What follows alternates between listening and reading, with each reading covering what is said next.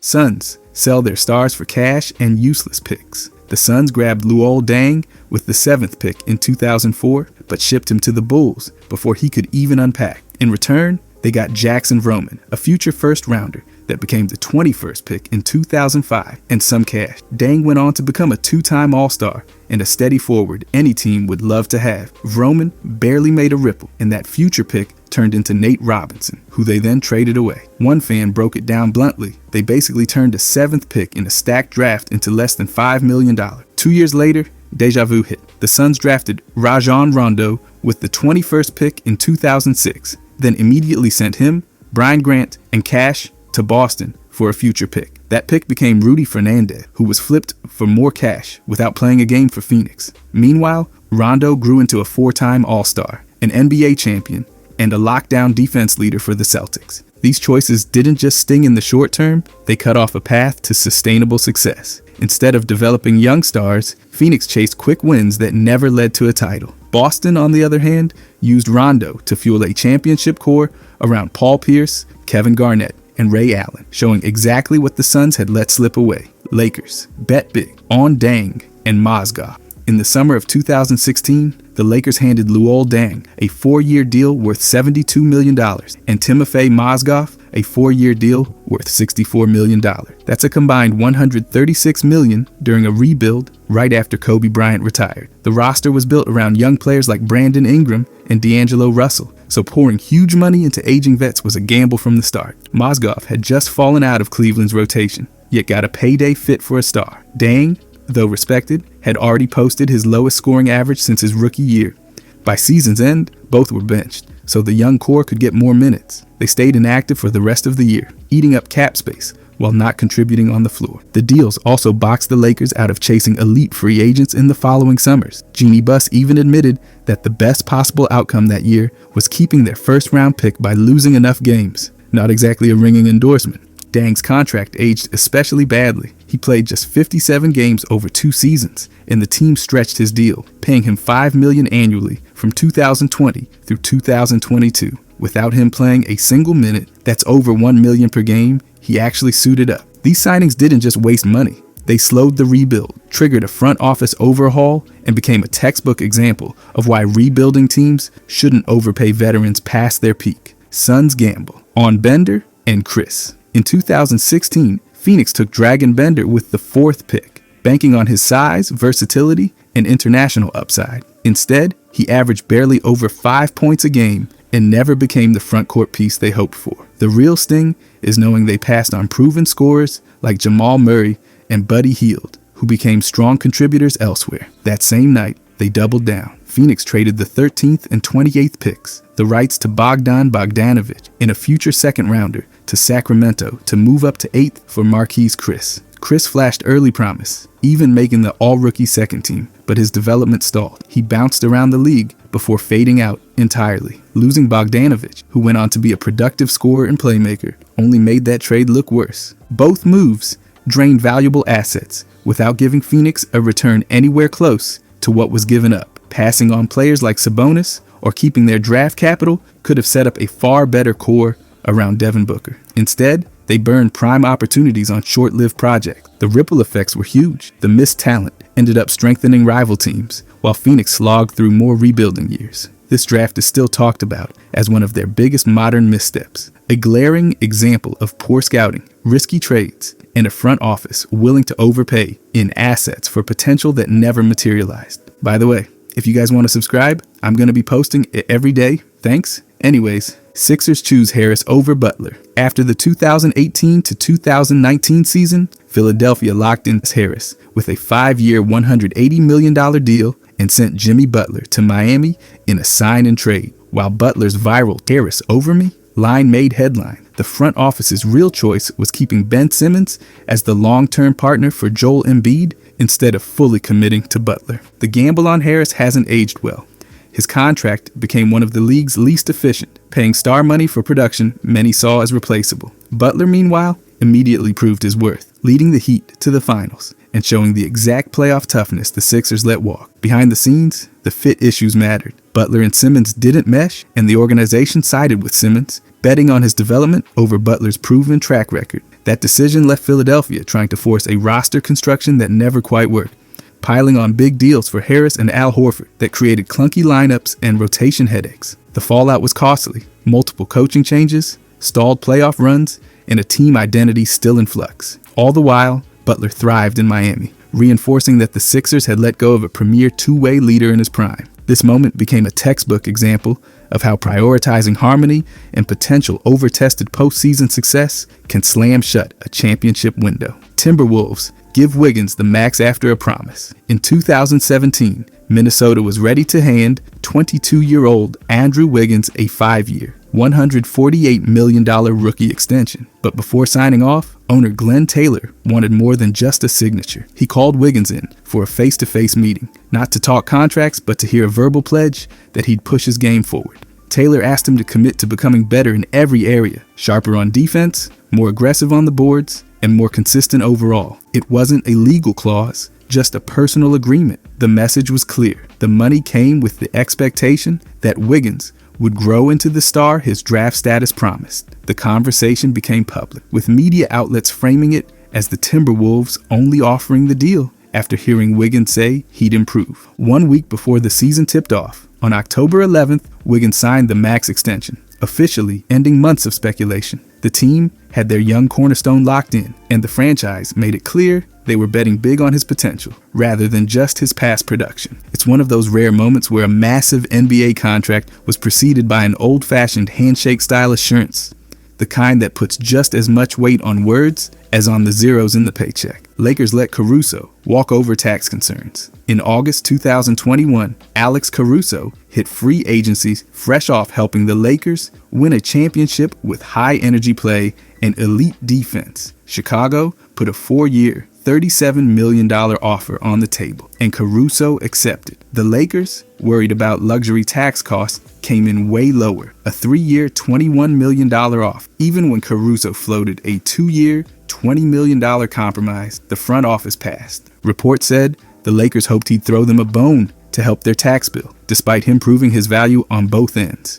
He'd been a perfect fit alongside LeBron James, but instead of keeping that chemistry, they chose to save money. The fallout was immediate. Caruso's defensive instincts, hustle, and knack for making winning plays weren't replaced. Talon Horton-Tucker and other signings didn't match his impact. The Lakers stumbled to a 33-49 record in 2022, missing the playoffs. Caruso thrived in Chicago and later with Oklahoma City, earning an $81 million extension and playing a major role in a finals run. For the Lakers, the choice is now widely seen as one of Rob Pelinka's bigger mistakes, letting a fan favorite and proven contributor leave to trim a tax bill. It's become a reminder that cutting costs can sometimes cut out a team's competitive edge. Mavericks let Brunson walk for nothing. In 2022, Jalen Brunson had just carried a huge load in the playoffs, stepping up when Luka was injured and helping Dallas reach the Western Conference Finals. The front office had 2 earlier chances to lock him up on a 4-year, $55 million extension, but they passed both times. Reports say they hesitated to commit, possibly to keep him trade eligible, but no deal ever came. By July, Brunson was gone, signing a 4-year, $104 million contract with the Knicks. In New York, he became a 2-time All-Star and made the All-NBA second team, turning into exactly the kind of leader Dallas now wishes they'd kept. His scoring, poise, and leadership have been a driving force for the Knicks' rise. The Mavericks, meanwhile, scrambled to fill the hole. They brought in Kyrie Irving and later traded Luka for Anthony Davis, but those moves haven't delivered the same stability or success. Fans and analysts point to Brunson's departure as a franchise-altering blunder, especially with his own public confirmation that he approached Dallas twice, ready to sign the $55 million deal, and was turned down both times. It's now one of the clearest examples of a front office undervaluing a rising star, watching him flourish elsewhere, and paying the long-term price for short-term indecision. Bulls trade. Aldridge. On draft night, on June 28, 2006, Chicago used the 2nd overall pick on LaMarcus Aldridge, only to ship his rights to Portland for the 4th pick, Tyrese Thomas plus Victor Kriapa. That same night, they drafted Rodney Carney at 16 and flipped him to Philadelphia for Thabo Sefolosha, cash, and a 2nd-round pick. Aldridge went on to be a 7-time All-Star, earn multiple All-NBA honors, and score over 20,000 career points. He became one of the league's most consistent and skilled big men. anchoring the Blazers and later the Spurs. Thomas, meanwhile, gave Chicago modest rookie numbers of about 5 points and under 4 rebounds a game. His flashes of athleticism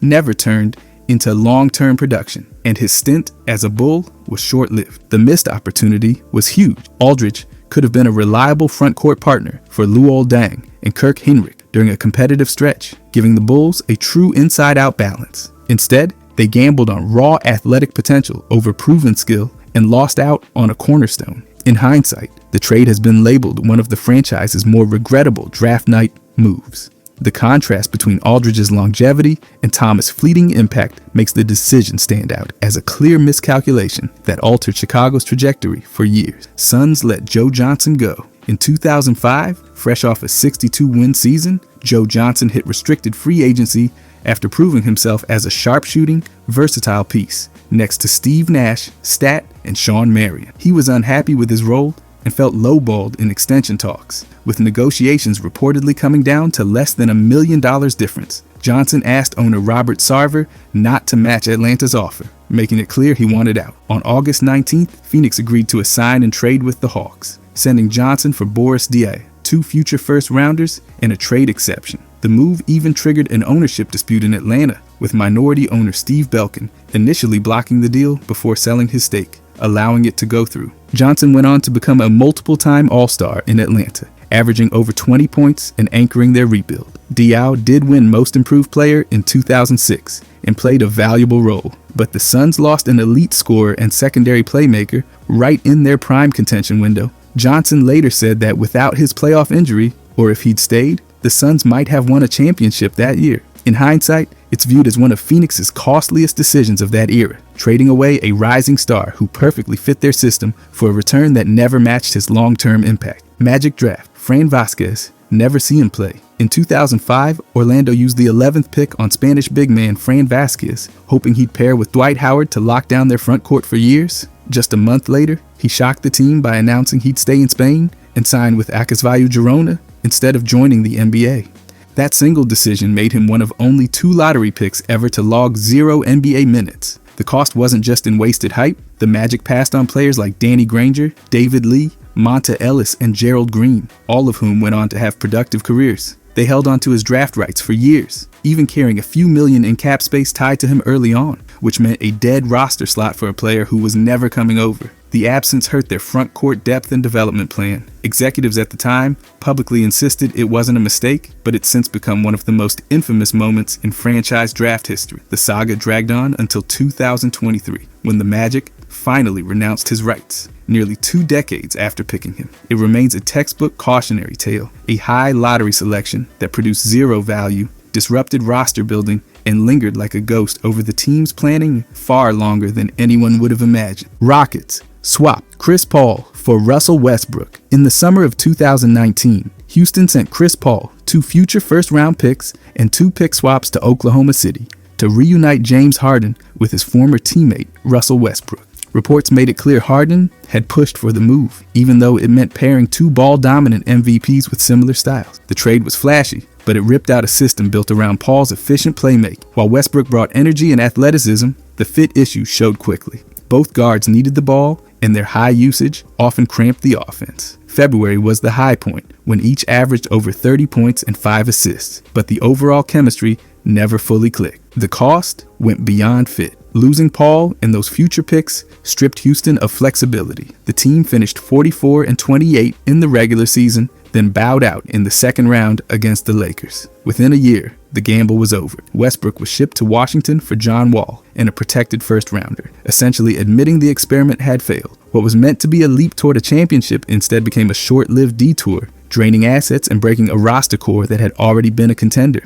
It's remembered as one of the Rockets' most ambitious swings and one of their quickest retreats. Knicks trade for Andrea Bargnani. In July 2013, New York sent Marcus Camby, Steve Novak, Quentin Richardson, a 2016 first-round pick plus second-rounders in 2014 and 2017 to Toronto for the former number 1 overall pick. By then, Bargnani's reputation had shifted from potential star to injury-prone scorer with shaky defense and minimal rebound, making the price tag steep. The trade drained both depth and draft capital, leaving the Knicks with less flexibility to build around Carmelo Anthony and Tyson Chandler. Losing Novak's shooting and Camby's veteran presence hurt spacing and bench stability, and those future picks could have been leveraged for longer-term help. On the court, Barnani's tenure was rocky. His style didn't mesh with the roster, and he struggled to impact games beyond occasional scoring bursts. In January 2014, a torn ligament in his left elbow ended his season early. Without his contribution, and with the roster thinner, New York went 37-45, missing the playoffs. The following year collapsed entirely, with a 17-65 record, one of the worst in franchise history. Looking back, the move is widely considered one of the Knicks' most lopsided trades of the modern era. They surrendered valuable assets for a player whose production never matched his cost, and the decision became a cautionary tale of chasing a name rather than building sustainable success. Mavericks let Steve Nash walk. In 2004, Dallas faced a decision on their 30-year-old point guard hitting free agency. They offered about 4 years at $9 million annually, with only part of a 5th year guaranteed. Phoenix came in with 6 years and $63 million, and the Mavericks decided not to match. Mark Cuban and the front office leaned on medical advice, suggesting Nash's body might not hold up, and they wanted to prioritize building around Dirk Nowitzki and a younger core. Nash's move to Phoenix flipped that narrative fast. He won back-to-back MVP awards, became the face of an explosive offense, and took the Suns deep into the playoffs. His ball movement and pace transformed the league's offensive trends. Meanwhile, Cuban has since admitted the choice still bothers him, and even Dirk has hinted that it's one of the most second-guessed calls in their run together. Fans never forgot either. As they've put it bluntly, the Mavericks didn't trade Nash. They let him walk for nothing. What they lost wasn't just talent, but a Hall of Fame leader who could have extended their contention window. In hindsight, financial caution and fear of decline cost Dallas far more than it saved, making this one of the franchise's most regretted what-ifs. Lakers trade Zubac for Mscala. On February 7th, 2019, the Lakers sent 21-year-old Zubac and Michael Beasley to the Clippers for Mike Mscala. The idea was that Mscala's shooting would stretch the floor, but the gamble fizzled fast. Zubac was already showing real growth as a rim protector and rebounder. Once in a Clippers jersey, he stepped right into a starting role, becoming a steady two-way presence and one of the league's more reliable big men.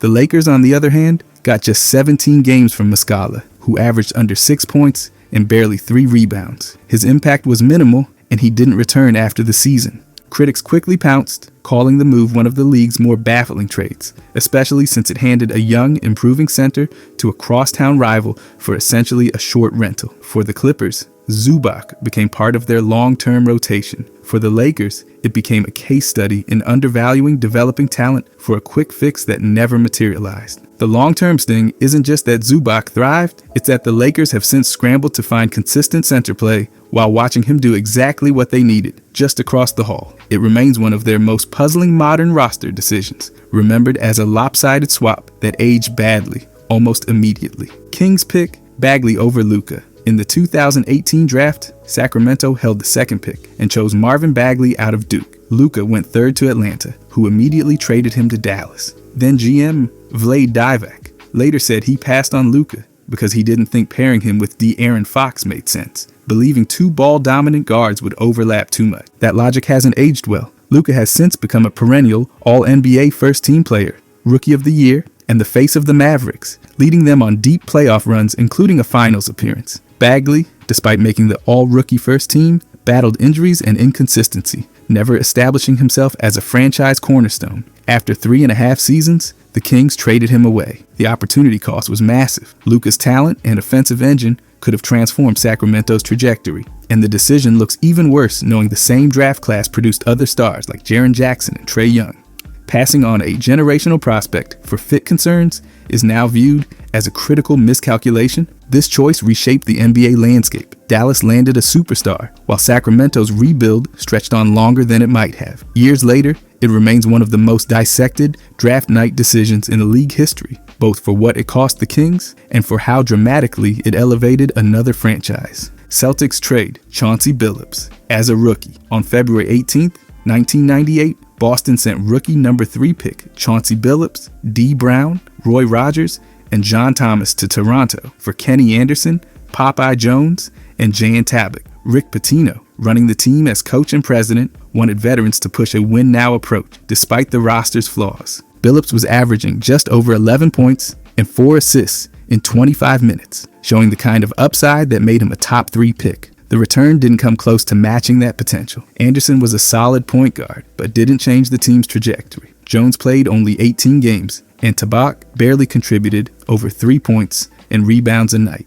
Pitino later admitted the move was short-sighted, saying they should have taken their lumps and kept Bilips. The Celtics finished 36-46, missing the playoffs, and gave up on a player who would become a 5-time All-Star, Finals MVP, and Hall of Famer. The trade is still viewed, though, as one of Boston's biggest missteps, a classic case of chasing short-term stability at the expense of long-term greatness. Bilips went on to lead the Pistons to a championship, while Boston was left with a cautionary tale about the cost of impatience. Clippers draft Michael Olowokandi, first overall. In 1998, holding the top pick, the Clippers chose the 7'1" center from Pacific, a late bloomer touted for his size and athletic upside despite a limited basketball resume. The gamble never paid off. Over his career, Olowokandi averaged about 8 points and 7 rebounds, battling injuries and failing to develop into the dominant presence they'd envisioned. The real sting came from who they passed on. That draft produced future Hall of Famers and All-Stars like Dirk Nowitzki,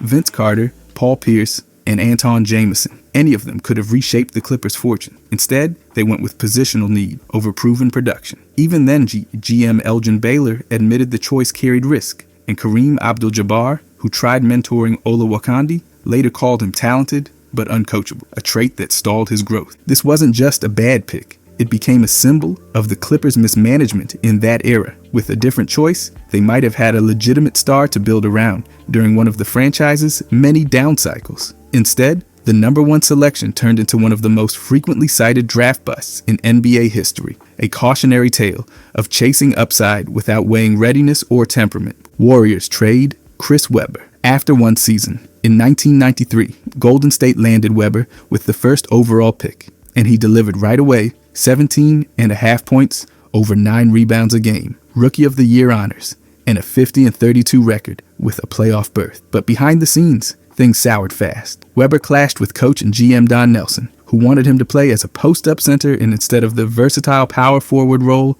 he preferred. With a 1-year escape clause in his rookie deal, Webber forced the team's hand by demanding a trade. The Warriors sent him to Washington for Tom Gugliotta and 3 future first-round picks in 1996, 1998, and 2000. Gugliotta was gone before the end of the season, and the picks never came close to matching Webber's value. Losing a generational young star after just 1 year crippled Golden State's trajectory. The team missed the playoffs for the next 12 seasons, cycling through coaches and rosters, while Webber went on to multiple All-Star selections and an All-NBA career. This wasn't just a bad trade. It became a symbol of how internal clashes and rigid philosophies can sabotage a franchise's future. For Warriors fans, it remains one of the clearest examples of what happens when short-term control wins out over long-term vision. Raptors trade Vince Carter for minimal return. In December 2004, Toronto sent their franchise star to New Jersey for Alonzo Mourning, Eric Williams, Aaron Williams, and 2 future first-round picks. Mourning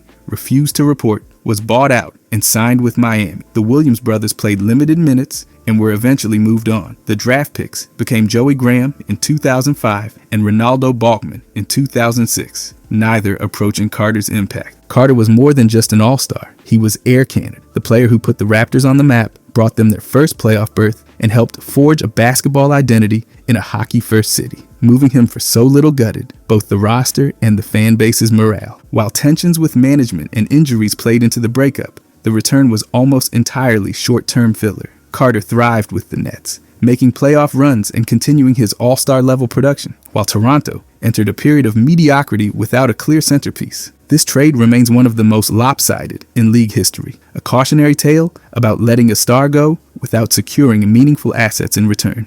Nearly 2 decades later, Carter's number 15 now hangs in the rafters, but the sting of how he left still serves as a reminder of how quickly a franchise's trajectory can change when talent is mismanaged. Trailblazers pass on Michael Jordan. In 1984, Portland had the 2nd pick and went with Sam Bowie, a 7'1" center from Kentucky who'd already dealt with serious leg injuries. They passed on Michael Jordan, who went 3rd to Chicago. Portland's logic was all about filling a gap at center, since they already had Clyde Drexler and Jim Paxson at shooting guard. General manager Stu Inman later admitted he didn't recognize just how great Jordan would become. Bowie had flashes of skill, but his time in Portland was defined by injuries. Over 5 seasons, he played only 139 games, and multiple leg fractures forced him into repeated surgeries. That meant Portland never got the dominant big man they hoped for. Meanwhile, Jordan exploded into a global icon. He won 6 championships, 5 MVP awards, and transformed basketball into an international phenomenon. The contrast between what Portland got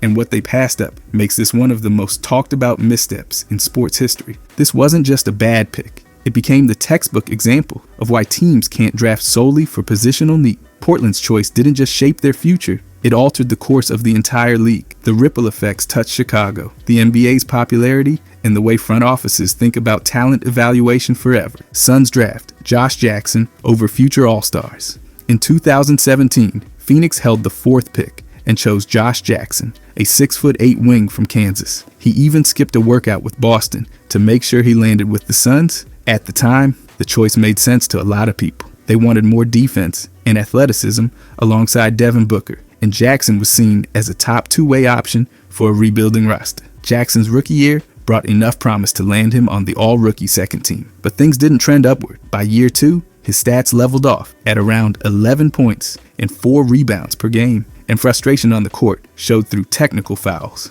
2 seasons in, Phoenix traded him away, ending what was supposed to be a long-term fit. The sting of that decision got worse, as players taken after him thrived. De'Aaron Fox became a speedy all-star guard. Donovan Mitchell grew into a franchise leader with multiple all-star nods. Bam Adebayo developed into a defensive anchor and reliable scorer for Miami. Each of them delivered the consistent production and leadership Phoenix had been missing.